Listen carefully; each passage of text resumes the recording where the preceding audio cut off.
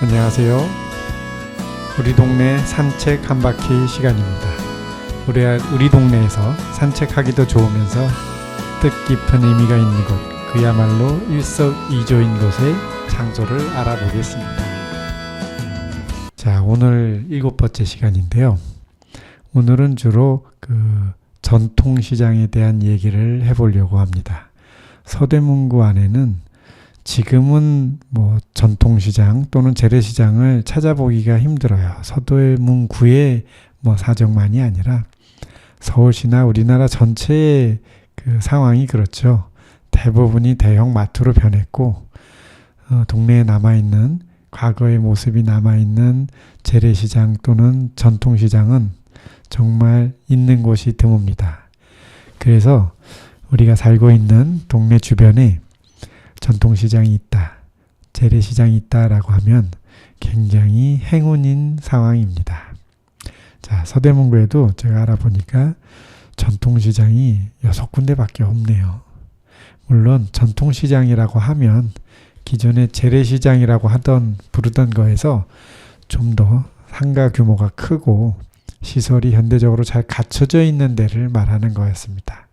그러면은 조금 더 우리가 골목시장이라고 말하는 재래시장이 있으면 조금 더 몇 개 더 있겠죠. 이걸 다 합쳐도 정말 서대문구에 몇 개가 안 됩니다. 그러면은 저희가 지난 시간 해서 여러 가지 가볼 곳, 산책 코스들 했는데 산책을 마무리하면서 마지막에 이렇게 전통시장을 한번 들러서 옛날의 느낌으로 반찬거리도 좀 사고 또는 골목식당 안에서 맛있는 저녁을 외식으로 해결하고 들어가는 것도 주말에 좋은 방법이 아닐까 생각해서 오늘은 전통시장들을 볼만한 곳을 몇 군데에 골라왔습니다. 첫 번째로 꼽은 곳은 영천시장이에요. 정식 명칭은 독립문 영천시장이라고 부릅니다. 왜냐하면 영천시장이라고 검색하면 우리 서대문구보다 더 큰 영천군이라는 곳이 있거든요. 아무래도 영천군에서 열리고 있는 영천시장이 다른 사람들이 더 쉽게 떠오를 수 있겠죠. 그래서 우리는 서대문구에서는 영천시장을 독립문 영천시장으로 부르고 있고요. 영천시장이라고 부르게 된 이유도 마찬가지로 여기가 영천동이기 때문이죠. 위치를 한번 말씀을 드리겠습니다. 위치는 독립문역 사거리에서 남쪽 방향으로 길게 나 있어요. 물론 대로변에서 바로 한 칸 안쪽으로 도로를 따라 길게 나 있죠. 독립문 사거리라고 하면은 쉽게 생각하면 독립문을 생각하면은 쉬울 것 같습니다. 3호선 독립문역이 있고 거기에서 나오면은 바로 독립문 공원이 있는데 그 대로변에 독립문이 있습니다. 독립문이면 앞면과 뒷면 바로 이제 연상이 되시겠죠. 독립문의 정면에서 남쪽 방향으로, 그러니까 고가도로의 건너편 쪽에 보면은 영천시장의 입구가 있어요. 자, 이 정도면은 영천시장이 어디쯤 있는지 이제 감을 잡으셨는데요. 오시는 길은 근처에 계시는 가까운 분이시면 너무 좋은 거고, 아니면은 3호선 독립문역 4번 출구 나와서 바로 앞쪽에 길 건너면은 영천시장에 오실 수 있습니다. 그러면 이 영천시장이 어떻게 해서 생겼는지 한번 알아보도록 하겠습니다. 이 영천시장의 유래가 된 이 영천은 원래는 안산, 서대문의 자랑이라고 제가 계속 강조를 한번 했는데요. 이 안산의 꼭대기 정상에 있는 약수터를 영천이라고 했고, 그래서 거기서 이제 영천동이라는 이름도 나왔고 또 영천시장도 이름을 짓게 됐다라고 이제 하고 있는데, 이 약수터 그 이름이 그 당시에는 악박골이라고 했대요. 발음이 좀 특이하죠. 악박골. 위치를 보통 이제 검색을 해서 찾아보면은 안산 정상이라고 하는데 실제로는 안산 정상까지는 아니고 안산의 중턱 정도죠. 지금 위치로 보면은 지금 서대문 공원 뒤에 서대문 형무소 건물을 남겨놓은 게 있거든요. 문화유산으로. 그 서대문 헌무소가 안산을 바라보는 쪽으로 중턱 정도 생각하면 됩니다. 지금 보면 서대문 공원에서 우리가 안산 자락길을 산책하고서 영천시장을 가면은 좋아요 라고 하는 말을 한 적이 있는데, 그 안산 자락길로 올라가는 길을 보면 서대문 그 독립문 공원에서 그 안산 방향으로 나 있는 뒷길로 올라가면 바로 이진아 도서관이 보이고, 거기서 조금 더 올라가면은 오른편으로 이제 아파트 단지가 하나 있어요. 그 아파트 단지 한 끝쯤 정도 됩니다. 아파트 단지의 맨 뒤쪽 건물 정도의 그 중턱이 있었던 걸로 하고 있는데, 지금은 완전히 없어졌어요. 흔적도 없습니다. 지금 그 당시에 영천으로 유명하고, 영천이라고 이름이 날 정도면 그냥 약수터가 아니겠죠. 물맛도 좋기도 하지만 약효가 있다고 생각해서 영천이라고 한 건데, 지금은 완전히 뭐 자리도 없어지고 뭐 물이 흐르지도 않고 사라져 버린 그런 이제 곳인데, 이게 뭐 영천이 있었던지는 뭐 당연히 오래됐고 자연샘물이니까, 실제 기록적으로 보면 저 구한말 그리고 이제 일제시대까지도 이 영천이 있었고, 영천에서 사람들이 물을 길어서 먹었는데 그냥 뭐 좀 동네 분들이 먹은 정도가 아니라, 서울 시민이면은 그 당시에는 뭐 한성부라고 해야 될까요? 이 서울 시민이면은 누구나 다 가서 떠먹는, 사람이 줄을 서서 약수물을 떠가는 그런 유명한 약수터라고 합니다. 근데 일제 시대를 거치면서 완전히 이제 사라지게 됐는데, 뭐 사라진 이유도 이런 거예요. 재개발. 우리나라도 현재도 그분에 대해서는 우리도 걱정이 많죠. 서울시 이곳저곳 물론 뭐 주택 문제기 때문이긴 한데, 모든 곳을 다 파헤쳐서 아파트를 짓다 보니까 저 뭐 문화유산도 그렇고 뭐 그 동네에 이게 이제 그 문화적이고 인문학적이고 역사적인 것들 다 사라지고 그냥 시멘트로 발라버린 아파트로 된 동네가 되어버리고 있잖아요. 이 시작이 일제시대에도 마찬가지였습니다. 그 약수터가 있는 지역을 주택단지로 개발하면서 뭐 영천이 있고 그 많은 사람들이 이용하는 그런 이제 휴양지 또는 그 뭐 관광지라고 할 수 있을 텐데, 이곳을 싹 밀어버리고 주택으로 재개발을 해버린 거예요. 그래서 지금도 없어졌고, 지금도 위치를 찾아보면은 그 아파트 단지의 한쪽 구석 정도에 있는 위치다라고 하는 게 추정되는 게, 뭐 그 당시 일제시대까지만 해도 여러 가지 이제 건축을 할 때 그 사진들이 남아 있거든요. 그래서 현재 위치는 그렇게 추정을 할 수 있는데, 현실은 지금은 다 밀어서 저 시멘트 바닥 깊숙한 곳에 어딘가에 묻혀져 있는 게 지금의 상황입니다.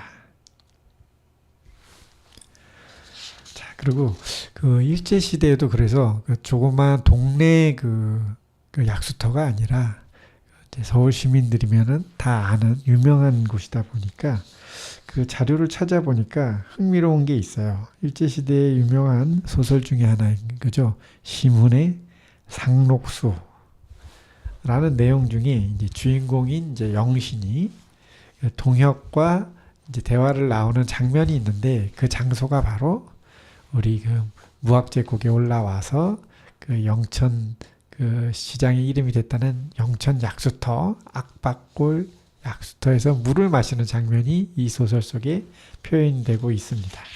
한번 그 부분을 좀 살펴보도록 하겠습니다. 책 내용에는 이렇게 되어 있습니다. 그 주인공인 영신과 동혁이 무학지에 와서 영천에 올라 물을 마시는 장면인데요. 이때 이제 영신이 그 영천 약수터 앞에서 이렇게 물어봐요.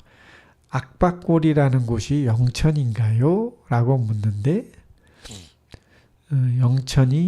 영천에 도착해서 영신과 동혁은 10전의 돈을 내고 영천물을 마시며 다시 샘물을 다 사먹는 담이라면서 불만을 하는 대사가 나옵니다. 거기 이제 이렇게 표현을 하죠. 여기 이제 독립문 앞에 왔다. 영신과 동혁이 이제 영천까지 올라옵니다. 그 산의 중턱까지 올라온 거죠. 그러면서 사실은 영천이라는 이름을 그 시골에서 올라온 영신은 잘 몰랐던 거예요. 그래서 여기 이제 지명이 그 악박골인데 여기 악박골이 그 말하던 영천인가요? 라고 물어본 거죠. 그래서 그 당시에는 다들 악박골이라고 불렀고 사실 영천이라고 부르는 사람은 별로 없었던 겁니다. 그리고 두 번째로 그 뒤가 저는 더 흥미로웠는데 우리가 약수터에서 물을 마실 때 돈을 내고 마시지는 않잖아요. 지금 세상이 이제 바뀌어서 그 먹는 샘물이라고 해서 병에 든 생수를 우리가 마트에서 돈을 내고 사 먹는데 우리가 그냥 일반적으로 하는 말이 아유 생수가 휘발유값보다 더 비싸네 라고 하는 말을 하면서 사 먹고 있는데 이 당시 이제 일제시대에는 더 이제 과거니까 물을 돈을 내고 마신다고? 한국이 어떤 나라입니까? 물이 맑아서 동네마다 우물이 흔하게 있는 데니까 물을 마시고 싶으면 그 우물가에서 물을 마실 수도 있고 그냥 무료로 또는 물인심이 이제 넉넉하니까 지나가는 과객입니다 하면서 물 한 잔을 얻어먹을 수도 있는 시대가 이제 이 일제시대일 텐데 이때에도 이미 그 영천에서 물을 마시려면 입장료를 내고 물값을 내고 먹어야 되는데 무려 10전이라고 하는 돈을 냈다라는 겁니다. 물론 본인들도 황당해서 이런 질문을 했겠죠. 원샘물을 다 사 먹는다. 근데 사실 그 역사적으로 거기에는 이유가 있어요. 다른 데서도 뭐 우리나라에서 약수터에서 돈을 내고 물을 마실 리는 없죠. 그런 사람은 아마 그 봉이 김선달 정도로 강물을 돈을 받고 팔았던 거 외에는 아마 없을 거예요. 근데 여기 영천이 유명한 곳이고 동네 주민이 다 이용하는 그 약수물이면서 음료수이면서도 또 주민들의 사실은 그 수도 역할을 하는 곳인데 여기에 돈을 내고 먹는다. 상수도료를 내는 건가요? 이렇게 된 데에는 역사적으로 그 송병준이라고 하는 친일파의 이름이 나옵니다. 송병준은 우리나라에서 가장 그 친일 매국노로 뽑히면 1위가 당연히 이완용 아니겠습니까? 이유는 우리나라가 그 대한제국에서 그 조선이 망하고 일본에게 완전히 나라를 뺏기는 과정에서 세 개의 큰 조약을 맺으면서 뺏겨요. 첫 번째가 우리가 잘 아는 을사조약이겠죠. 그래서 을사오적이라고 하는데 이완용이 들어갑니다. 두 번째 이제 이때는 외교권을 뺏기는 걸로 정말 나라의 이제 형태를 잃은 첫 번째 단계예요. 그럼 이제 이거 하나로 나라가 모든 권력이 넘어간 건 아니죠. 다음 단계로는 이제 경찰권, 사법권, 그 다음에 이제 사법권은 이제 판사죠. 이런 것들, 그 다음에 이제 공무원의 이제 임명권, 인사권이죠. 그러니까는 경찰권, 그 다음에 사법권 이런 그 행정부의 일 이런 것들이 다 일본에 넘어가는 두 번째 조약이 정미조약이에요. 여기에 또 이제 정미칠적이라고 하는 인물이 나타나는데 여기에도 이완용이 이름을 낍니다. 그리고 제일 마지막이 정묘조약이라고 해서 그 마지막으로 완전히 이제 왕권도 넘기고 우리가 자랑하는 조선 왕조실록이 있지 않습니까? 그거의 마지막 날을 기록한 날.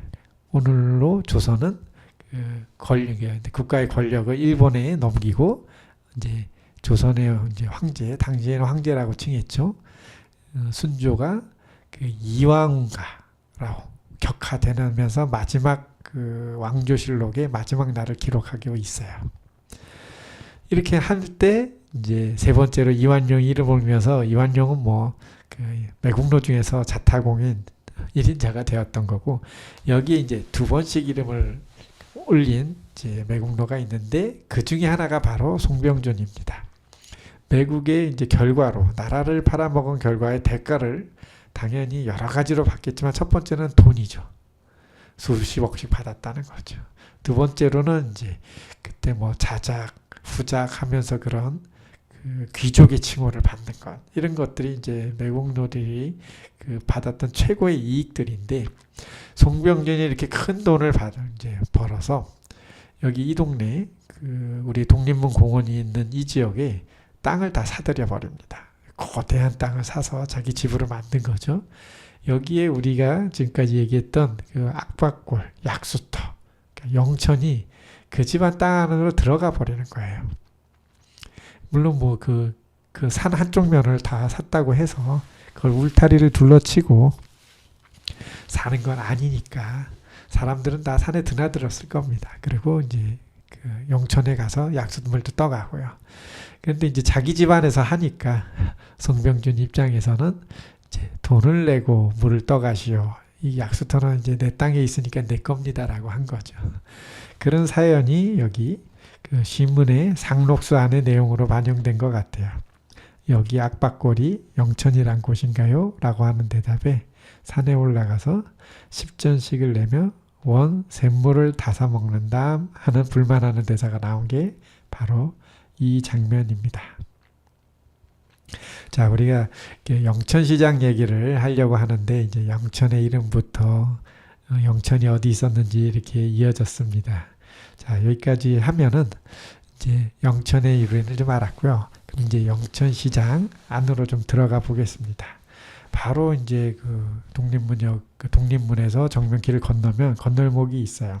건너면 바로 그 이제 작은 그 어린이 공원, 소공원이 하나 나오고 그 정면에 바로 영천시장이 보입니다. 공원 지하에는 그 공영주차장도 공영주차장이 있어서 뭐 주차하시는 분들 막 편리하게 이용할 수 있고, 덕분에 이제 외부에서 많은 관광객이 와서 영천시장이 그 장사에도 도움이 된다고 해요.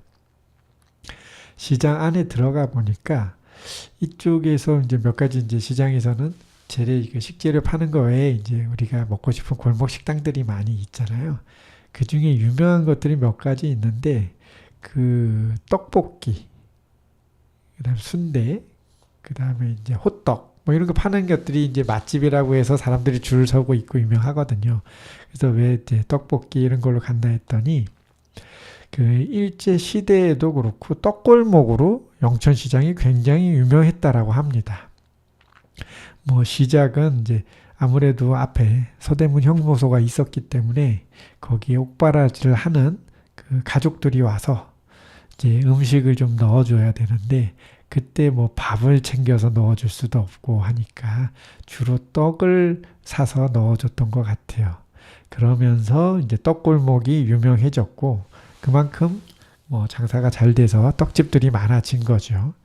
그렇게 해서 시작된 것이 이후 이제 60, 70년대 가서는 서울시 전체에서 떡골목으로 굉장히 유명해서 서울에 판매되는 떡의 70%를 이쪽 영천시장에 있는 떡집들이 공급했다라고 하는 이야기까지 있어요.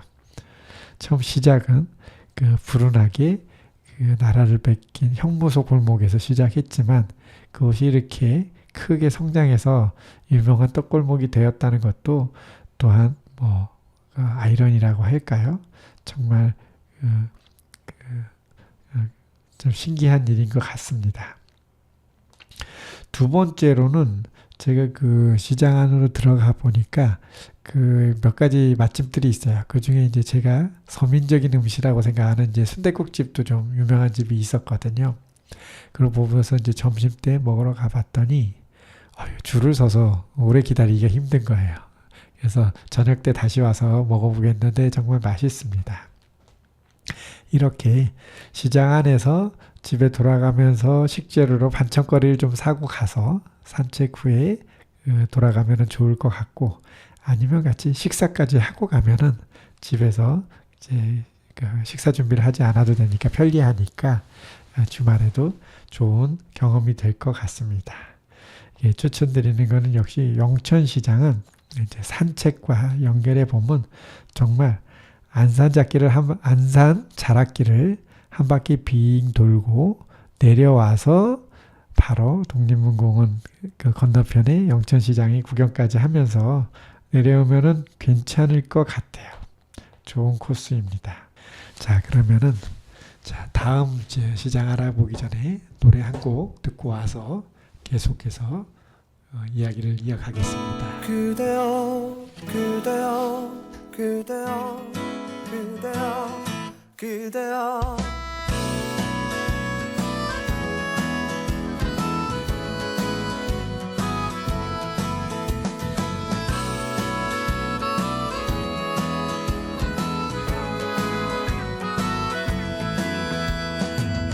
오늘은 우리 같이 걸어요 이 거리를 밤에 들려오는 자작 노래 어떤가요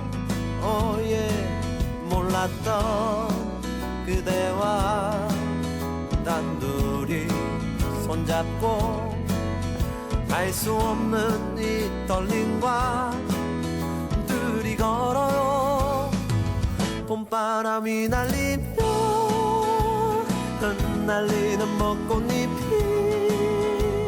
울려 퍼질 이 거리를 둘이 걸어요 봄바람이 날리며 흩날리는 벚꽃잎이 울려 퍼질 이 거리를 둘이 걸어요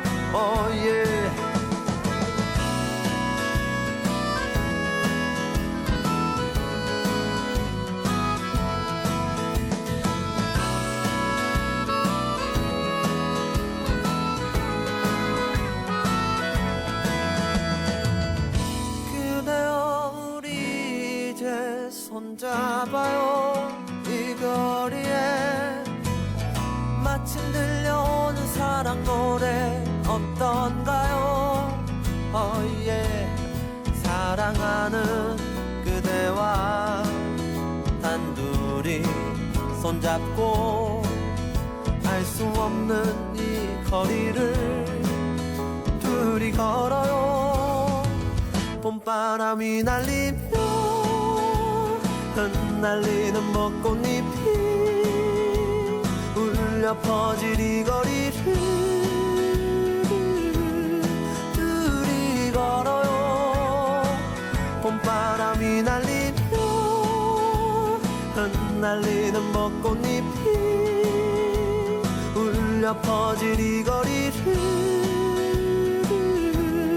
둘이 걸어요 바람 불면 울렁이는 기분 탓에 나도 모르게 바람 불면 저편에서 그대여 네 모습이 자꾸 겹쳐 또 울렁이는 기분 탓에 나도 모르게 바람 불면 저편에서 그대여 네 모습이 자꾸 겹쳐 사랑하는 연인들이 많군요 알 수 없는 친구들이 많아요 흩날리는 벚꽃잎이 많군요 좋아요 봄바람이 날리며 흩날리는 벚꽃잎이 울려 퍼질 이 거리를 둘이 걸어요 봄바람이 날리며 흩날리는 벚꽃잎이 울려 퍼질 이 거리를 둘이 걸어요 그대여 그대여 그대여 그대여 그대여 자, 계속해서 다음 전통시장 한번 방문해 보겠습니다. 두 번째로 서대문구에서 좀 추천을 해드리고 싶은 시장은 인왕시장이에요. 그리고 유진상가라고 하는데 인왕시장과 유진상가는 정말 길을 하나 작은 길 하나를 마주하고 나란히 있거든요. 그래서 두 개를 같이 말씀드리겠습니다. 우선 인왕시장은 위치가 홍제역에서 나와서 이제 홍은 사거리 방향, 그러니까 내부순환도로 나와서 보이면은 그쪽 방향으로 조금만 오면은 그 우측편에 도로 우측편에 있습니다. 대로변에서 이제 안쪽으로 조금 들어가면 있는데요. 인왕시장의 그 특징은 제가 가봤을 때 재밌는 게 영천시장은 인왕시장보다 규모도 더 큽니다. 그런데 길이가 한 줄로 길게 골목을 따라서 상당히 긴 거리를 걸어가면서 장도 보고 이제 식당도 들어가고 했는데 인왕시장은 들어가서 봤을 때 제 느낌은 약간 정사각형 크기의 시장이었습니다. 전혀 골목시장이 아니죠.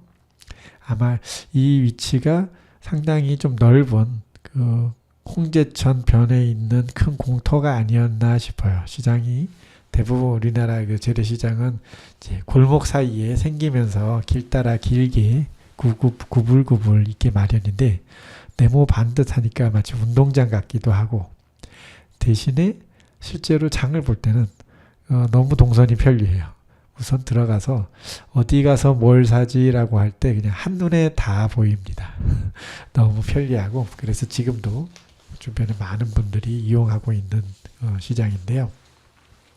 자, 홍은 사거리 앞에 있다고 생각하시고 그 바로 또 인왕시장 길 건너편에는 유진상가라고 사실은 서대문구에서는 가장 오래되면서도 대형 고급 주상복합 건물로 개발된 건물이라서 참 뭐 서대문구에 있으신 분들은 모르시는 분이 없을 거예요. 한때는 정말 굉장히 큰 대형 상가였고 고급 아파트였는데 지금은 그게 벌써 70년에 지어졌으니까 뭐 50년이 넘은 세월이죠. 그래서 뭐 더 크고 높은 빌딩들이 많이 생기다 보니까 아마 이제 서대문구 외에 다른 지역에 계신 분들은 유진상가를 기억하시거나 주목하시는 분이 별로 없으실 거예요. 그렇지만 지금도 가보면은 굉장히 규모가 크고 여기가 이제 사실 아까 주상복합이라고 했기 때문에 사실은 1층만 상가고 위에는 다 그냥 사람들이 사는 아파트거든요. 그럼 상가라는 측면에서 보면 1층의 건물 이제 유진상가 건물 안에 있는 데는 보면 재래시장 또는 뭐 전통시장이라고 보기 때는 그냥 일반적으로 우리가 생각하는 이제 그 상가예요. 뭐 전자제품도 팔고 뭐 옷가게도 있고 그다음에 뭐 이불 가게도 있고 이런 현대화된 상가인데 특이하게 1층 상가 중에 제일 바깥쪽 그러니까 도로변 쪽으로 이제 문이 나 있는 실내가 아닌 쪽의 가게는 다 과일 가게입니다. 더 특이한 건 시장이면 이제 여러 가지 그 종목 그 식재 그러니까 뭐 야채도 있고 고기도 있고 뭐 양념도 있고 생선도 이래야 되는데 이 유진상가 1층의 건물은 그 한두 개가 아니라 수십 개 가게가 다 과일 가게예요. 좀 이게 뭐 이 정도 규모라고 보면 오히려 과일 도매상이 아닌가. 가락동 도매시장이나 또는 청량리 경동시장이나 청량리 청과문시장이나 이런 데처럼 도매시장이 아닐까 하는 싶을 정도로 과일 가게들이 그 몇십 개가 몰려 있는 정말 큰 가게입니다. 이 두 이제 전통시장이 그냥 한 자리에 묶여서 있으니까 한번 가봤을 때 물론 식재료도 고르고 또 우리 요즘에는 예전과 다르게 이제 생활이 좋아지면서 과일들 많이 사 먹잖아요. 그래서 식재료 반찬과 함께 과일까지 살 수 있는 좋은 코스가 될 것 같습니다. 역사적으로 보니까 여기 이제 인왕시장은 지금은 이제 전통시장이라고 부르고 그 예전에는 우리는 뭐 이렇게 전통시장처럼 멋진 이름이 아니라 재래시장이라고 불렀죠. 대형마트와는 다른 걸로. 그래서 여기에 60년대에 이 홍제청이 있고 이제 홍제천 가해 그 뚝방길에 개천 좌우로죠. 길에 그냥 뭐 특별히 시장은 아니고 뭐 이렇게 사람들이 여기저기 흩어져서 물건을 파는 이제 장터처럼 가게들이 생겨났다고 해요. 60년대라고 하면 이제 6.25 끝나고 다 이제 모든 시설들이 망가진 상태에서 사람들이 다시 이제 전쟁 끝나고 자리를 잡아가면서 정말 난개발처럼 뭐 시장이 생길 때는 필요한 데는 자연적으로 생기고 이러면서 이제 뚝방길을 따라 뚝방시장으로 생겼다고 합니다. 그리고 70년대 들어와서는 지금 제가 여기저기 이제 홍제천변에 흩어져 있던 이제 상인들이 그 70년대에 들어와서 지금 말한 네모 반듯한 자리로 이렇게 모여들면서 정리가 돼서 현재의 인왕시장의 형태가 이제 갖춰진 것 같아요. 또 이제 더 예전지만, 그러니까 지금은 이제 이거는 이제 현대, 근현대에 걸쳐서 이제 인왕시장을 말한 건데, 그 예전 조선시대를 기준으로 보면 사실 이때는 여기를 병전거리라고 했다고 합니다. 뭐 병전거리라고 표기를 해서 그랬지 실제 사람들이 뭐 병전거리라고 부른 건 아니라 오히려 떡골목이라고 부른 이름이었던 거죠. 떡골목을 한자로 적으면 병전거리라고 하게 된 건데, 이 떡골목 하니까는 처음 이제 우리가 얘기를 꺼냈던 영천시장과 좀 비슷한 것 같아요. 영천시장도 거기서 여러 가지 뭐 당연히 시장도 있었지만은 그 중에 이제 떡골목이라고 떡이 팔려서 한 건데, 홍제역에 이제 여기 인왕시장에는 왜 또 병전거리 떡골목이냐?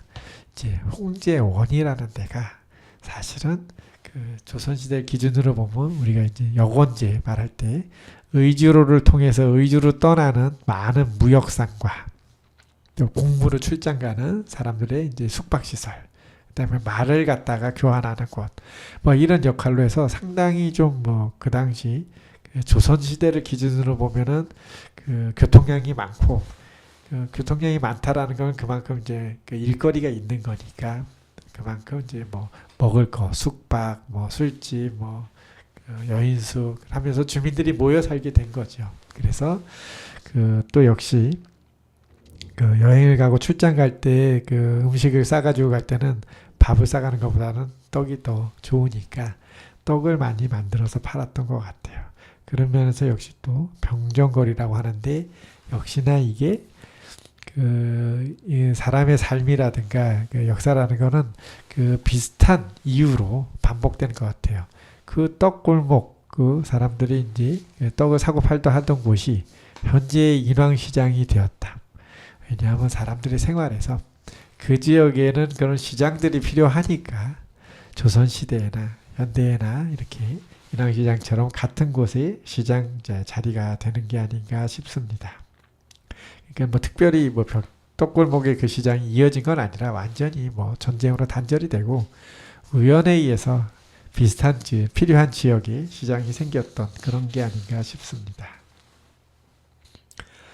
또 이제 유전 상가까지 해서 그 두 개를 말씀드렸는데, 이 홍제원이 그 예전에는 우리나라에 이제 그 사원이라고 했거든요.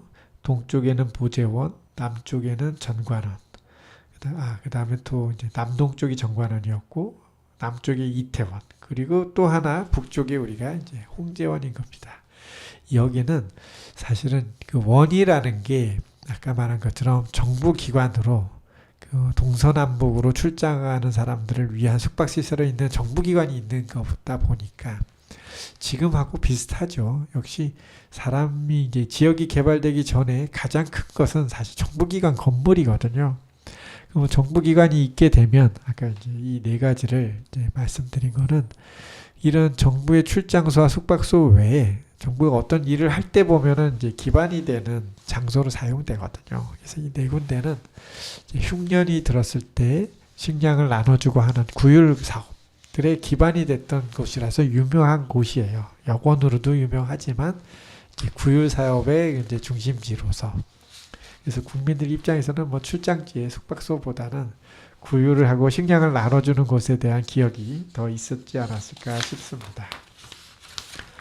자, 그럼 이제 그 인왕시장 말씀하시면서 그럼 이제 산책을 한 바퀴 돌고 와서 이제 마지막에 인왕시장을 들러보면 좋은데, 인왕시장은 서대문구에서도 이 홍제역이라는 곳이 어떻게 보면은 구 전체로 보면은 그 동북쪽 끝에 치우쳐 있지만 활동하는 내용이나 아까 말한 그 통일로가 지나가는 의주로 이런 걸 역사적인 걸 보면 그 상당히 중심지예요. 그래서 주변에 홍제동, 홍은동에서 그 사시는 주민들도 많고, 또 이렇게 이제 오래된 이제 홍제원을 기반으로 해서 그 인왕시장도 있고 해서 주변의 산책로도 많습니다.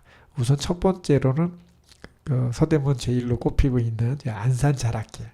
안산을 한 바퀴 이제 빙 돌면서 산책할 만한 코스인데 뭐 산을 한 바퀴 돌다 보니까 아까같이 내려갈 수 있는 코스가 굉장히 많아요. 그래서 첫 번째로 오늘 이제 산을 내려가서 영천시장을 한번 보자 싶으면은 독립문공원 쪽으로 내려가면 되고, 여기처럼 이번처럼 그 홍제역 앞에 있는 이제 인왕시장이나 유진상가 쪽으로 한번 돌아보면서 집에 가자 싶으면은 이쪽 홍제역 방향으로 내려오면 됩니다. 그래서 안산 자락길도 주변에 산책하고 내려오기 참 좋고, 두 번째로는 이제 홍제역이 있는 쪽에 그 경사는 그 뒤쪽으로 있는 거는 인왕산이에요. 뭐 안산 자락길에서 무악재 하늘다리를 건너서 인왕산으로 올라가서 이쪽으로 내려야 되는데, 내려올 때 기차 바위와 개미마을 있는 쪽으로 내려오면 바로 홍제 그 홍은사거리의 그 인왕시장 쪽, 유진상가 쪽으로 내려올 수가 있습니다.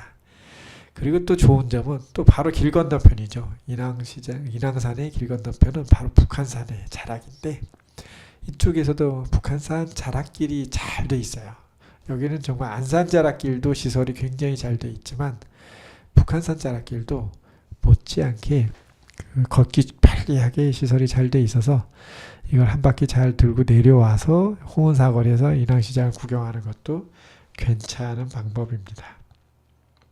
또 그 안에도 이제 맛집이 굉장히 그 오래된 만큼 순댓국집부터 해서 손칼국수, 원일 대구탕 그 주변에 많이 있고, 시장 꼭 그 인왕시장도 넓지만 그 인왕시장 내부에 그 이제 식재료 팔고 하는 그 자리 말고 그 주변으로 그 도로변, 그다음에 건물 이제 편 그 유진상가 건너편에서 바깥쪽으로도 상당히 넓은 공간에 식당들이 쫙 줄지어 서 있습니다.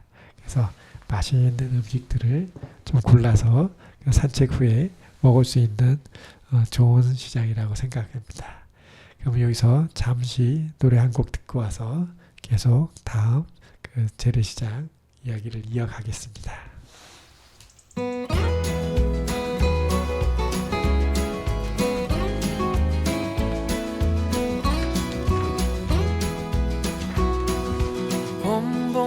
봄이 왔네요. 우리가 처음 만났던 그때 향기 그대로, 그때가 앉아 있었던 그 벤치 옆에 나무도 아직도 남아있네요. 살아가다 보면 잊혀질 거라 했지만 그 말을 하며 안 될 거란 걸 알고 있었어. 그대여, 너를 처음 본 순간 나는 바로 알았지. 그대여, 나와 함께 해줘 이 봄이 가기 전에.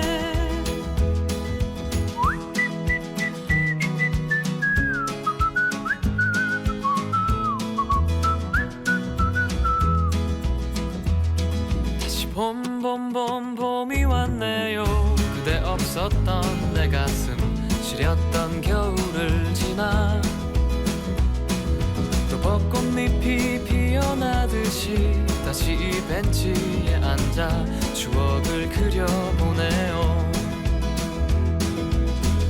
사랑하다 보면 무뎌질 때도 있지만 그 시간마저 사랑이란 걸 이제 알았어. 그대여, 너를 처음 본 순간 나는 바로 알았지. 그대여, 나와 함께 해줘 이 봄이 가기 전에. 우리 그만 참아요. 이제 더 이상은 망설이지 마요. 아팠던 날들은 이제 뒤로 하고 말할 거예요.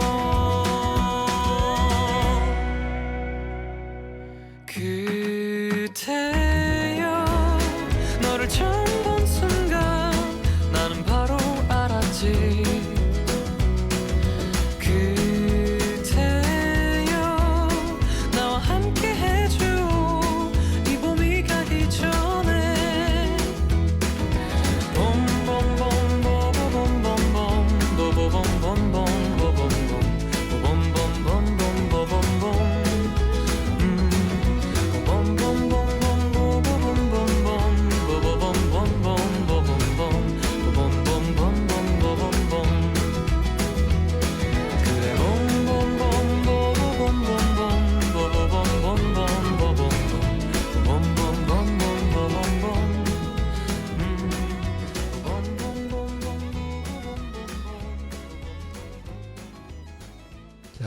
계속해서 다음 또 그 전통시장에 대해서 한번 알아보겠습니다. 다음 소개해드리고 싶은 거는 이제 포방터 시장이에요. 어떻게 보면은 영천시장이나 인왕시장에 비해서는 포방터 시장은 규모는 그렇게 크지는 않거든요. 물론 이제 작은 골목시장보다는 뭐 좀 크다고 할 수 있는데 오히려 이제 아시는 분이 더 많을 수도 있어요. 왜냐하면 포방터 시장이 이제 TV 그 음식 소개하는 프로그램 있죠. 그 뭐지 백종원의 골목시장, 골목식당이었죠. 여기에 이제 몇 개의 가게가 나오면서 시청률도 높고 굉장히 주목을 많이 받았어요. 그래서 포방터 시장의 규모에 비해서는 뭐 너무 아시는 분이 많아요. 그리고 예전에는 이제 그 위치가 그 포방터 시장이 아까 앞에 말씀드린 영천시장이나 인왕시장에 비해서는 영천시장, 인왕시장은 바로 그냥 지하철역 앞에 있거든요. 근데 포방터 시장은 우선 지하철역에 가깝지도 않고 또 이제 거기 이제 지하철역에 오더라도 예를 들면 위치는 역시 홍은동에 있어서 뭐 인왕시장에서 멀지는 않습니다. 그 옆 동네라고 할 수 있죠. 그 보면은 거기까지 뭐 마을버스를 타고 간다거나 이제 우리는 사실은 뭐 산책 후에 갈 거니까 뭐 충분히 걸어가는데 크게 뭐 어려움은 없는 상황입니다. 그래서 크기에 비해서 시장의 규모에 비해서 그 지명도가 굉장히 높아요. 그래서 이제 멋진 이제 맛있는 음식 때문에 이제 인기를 끌었던 예라고 할 수 있고요. 그래서 이제 조금 더 보겠습니다. 그 우선 이제 포방터의 위치는 홍은 1동에 있습니다. 홍은 1동이 어디냐면 아까 이제 서대문에서도 또 중요한 홍제역 홍은 사거리 말씀드렸는데 그 홍은 사거리에서 그 북한산 자락길을 얘기하면서 그 홍은 사거리 내부간선도를 기준으로 그 남쪽이 인왕산이면은 북쪽은 바로 거기서부터 북한산이 시작합니다. 그러니까 홍은동은 북한산 자락에 있는 동네인 거죠. 그럼 여기서 이제 그 북동쪽으로 조금 올라간 홍은동 쪽의 안쪽에 있는 게 이제 포방터 시장이에요. 위치는 이제 그렇게 되고 오시는 길도 이제 그 우선은 인왕시장 건너편이니까 아까 홍제역을 이용하면 좀 편리하고요. 승용차라면 이제 내부간선도로가 그 포방터 시장이나 그 북한산 자락길 앞으로 그냥 지나갑니다. 이제 달리다가 남쪽에서 오시든 북쪽에서 오시든 홍은사거리라고 하는 표지판이 보이면은 거기서 나가시면 바로 이제 홍은사거리로 나와서 포방터 시장으로 오실 수가 있어요.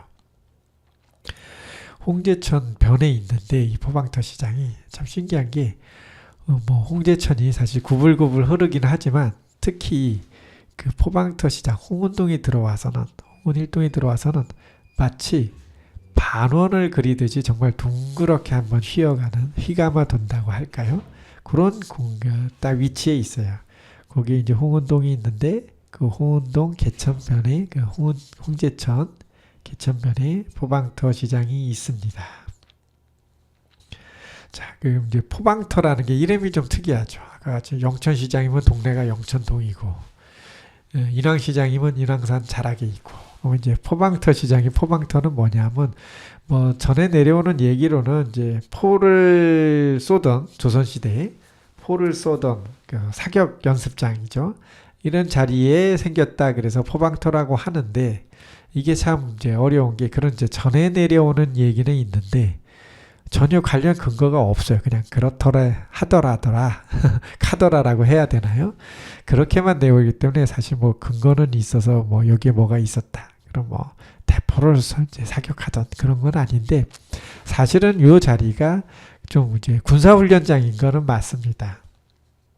그래서 포방터라고 해서 이제 그 대포 사격장이라고 특정해서 확실하게 말씀드리기는 어렵지만 이제 조선시대에 보면은 구한 말이죠. 그 전보다는 말고 우선은 그 임진왜란 후에 이제 임진왜란 후에 강행군이 이제 쫓겨나고 인조 반정으로 이제 들어서고 하는 요 시기가 뭐 바로 임진왜란 직후거든요.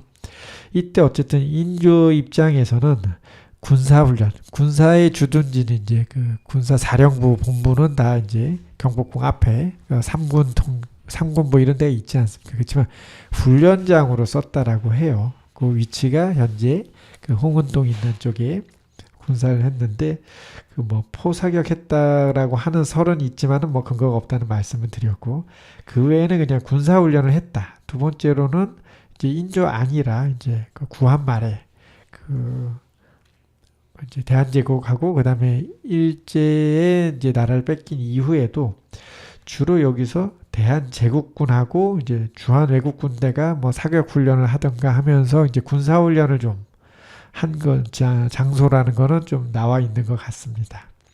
그리고 이제 일제 대한제국이 이제 한국 조선이 망하고 나서 일제도 여기서 이제 군사 훈련을 하는 용도로 썼는데 훈련장이었던 거죠. 이제 훈련을 했던 그거로 이제 남아 있는 자료는 우선 조선 보병대의 훈련장으로 썼다라고 하는 건데 조선 보병대라는 건 뭐냐 하면 그 왕의 뭐 경비대, 경호대입니다. 그러니까 예를 보면 왕근이더라 그래서 이제 다른 건 안 하고 외적을 공격하러 가는 게 아니고 왕만 수비하는 경호 업무를 하는 데가 이제 조선 보병대인데 이제 이름이 조선 보병대라고 붙여지게 된 거는 이제 그 고종이 물러나고 이제 순종이 나라를 넘겨서 다 뺏겨서 실제 우리나라는 황제에서 이왕가라고 해서 이제 황제는 뭐 등급이 좀 높은 거니까 그 한 등급 낮춘 이제 왕으로 이제 책봉을 해준 거죠. 오히려 이제 스스로 저희가 황제가 왕이 된 건데 그러면 이제 황제를 그 경호하던 이제 경호 부대가 이제는 왕가의 그 경호 부대가 되는 거죠. 그렇게 해서 그때 이름이 이제 이완과 근위대로서의 역할을 했던 조선 보병대가 여기서 훈련을 했고 두 번째로는 이제 조선군이 일제시대 조선군이 여기서 이제 또 사격 훈련 같은 걸 하면서 군사 훈련을 했다는 건데 그럼 조선군은 뭐냐 하면 조선에 주둔한 일본군을 말했다고 합니다. 예를 들면 관동군이라고 하면은 이제 만주에 그 주둔했던 군을 일본 입장에서 보면 아 만주에 있으니까 관동군이라고 부르고 조선에 이제 주둔하고 있는 조선 지배 군대는 이제 조선군이라고 부르고 이렇게 불렀던 것 같아요.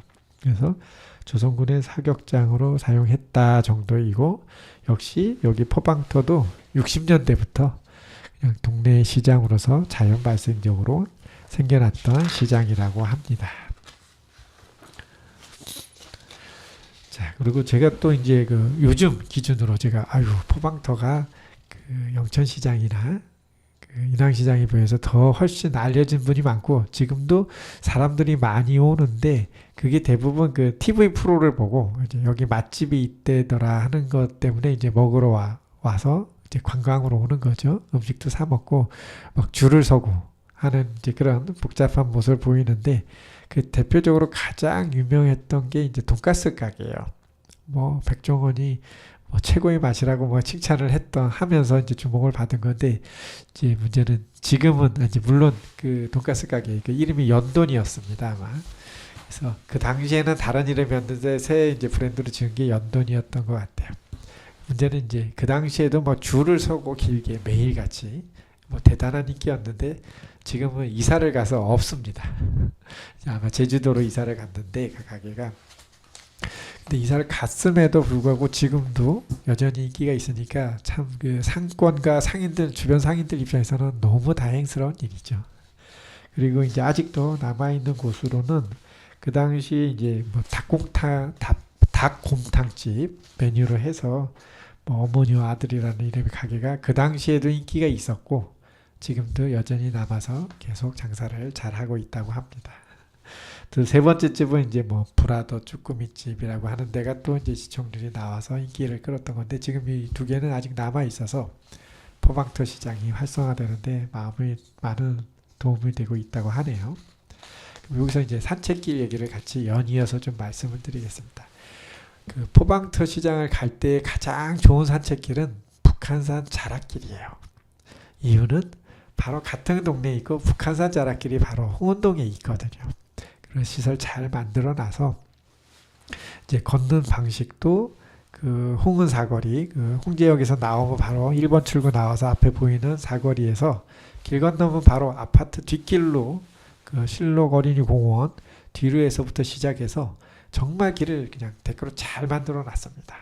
그런데 여기는 이제 길은 좋지만 그 안산 자락길의 그 평평하게 편리한 길을 걷는 그런 건 아니고 경사는 꽤 있어요. 거의 북한산의 첫 번째 그 산등성이까지를 거의 다 올라갔다가 이제 산의 그 이제 동네의 외곽을 따라 가지고 한 바퀴 빙 돌게 되어 있거든요. 그리고 맨 끝에 내려오면은 다시 이제 홍제천변으로 길게 내려오면은 그 옥천암, 그렇죠. 옥천암의 그 마의 열애 좌상이 그 불상이 유명한 게 있는데 그 옥천암으로 내려오는 이제 방향으로 한 바퀴 쫙 돌게 돼 있거든요. 이렇게 산책 삼아 운동으로 크게 한 바퀴를 돌고 마지막에 이렇게 그 포방터 시정으로 들어와서 그 뭐 장도 좀 보시고 또 이렇게 전국적으로 유명하게 있는 맛집의 맛을 좀 한번 보시는 것도 괜찮은 것 같습니다.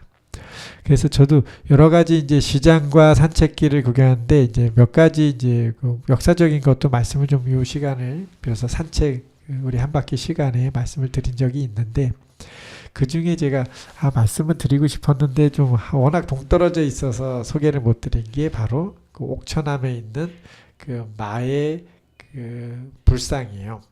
그 마의 불상이라고 하면 마해라고 하는 거는 이제 그 뜻이 이제 그 돌벽, 바위, 암벽에 그 깎아서 불상을 새긴 거를 아마 마해라고 하는 용어로 표현하는 것 같아요. 그 마의 그 열의 불상인데 여기에 특징은 이제 그 돌벽에 그 우리 이제 석굴암의 그 부처님처럼 이렇게 입체적으로 깎은 게 아니라 돌 한 벽이니까 그것에 이제 이게 그 부처님의 앞부분, 앞모습을 새겨놓은 거죠. 뒷모습은 볼 수가 없는 그런 형태인데 특징이 얼굴과 몸 부분을 하얀색으로 칠을 해놨어요. 그래서 그 지금 그 하얀색으로 칠한 거를 뭐 언제 칠했는지 모른다. 이게 새긴 거는 좀 오래된 것 같아요. 물론 이제 시작도 정확하게 알 수는 없습니다.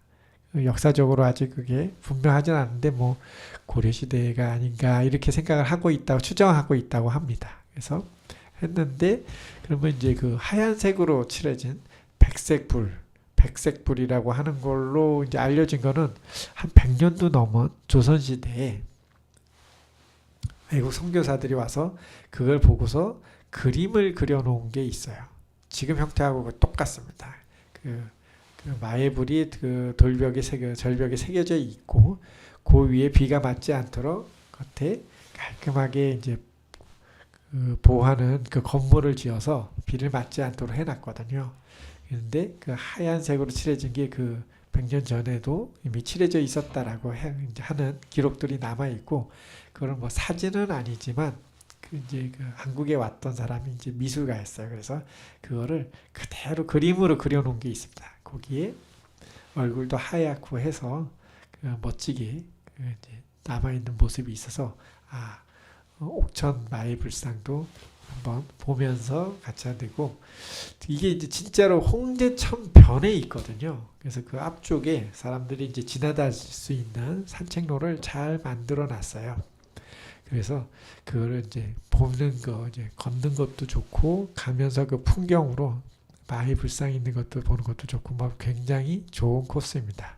북한산 자락길 한 바퀴 도시고, 아마 한 바퀴 도시는데 1시간은 좀 걸리고 이제 2시간도 안 걸릴 거예요. 그러니까 뭐 사실 길지 않은 길입니다.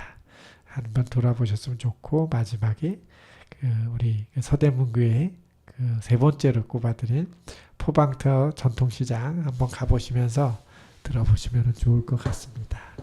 자, 그러면 오늘 3가지만 그 큰 곳을 설계드리고 노래 한 곡 듣고서 오늘 이야기는 마치도록 하겠습니다.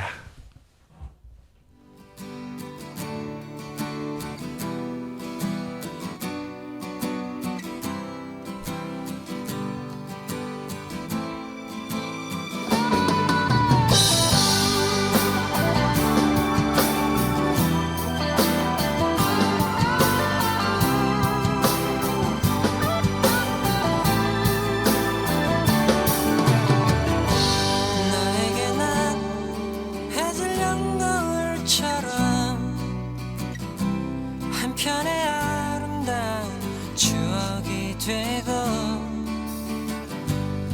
소중했던 우리 푸르던 나를 기억하며 후회 없이 그림처럼 남아주기를.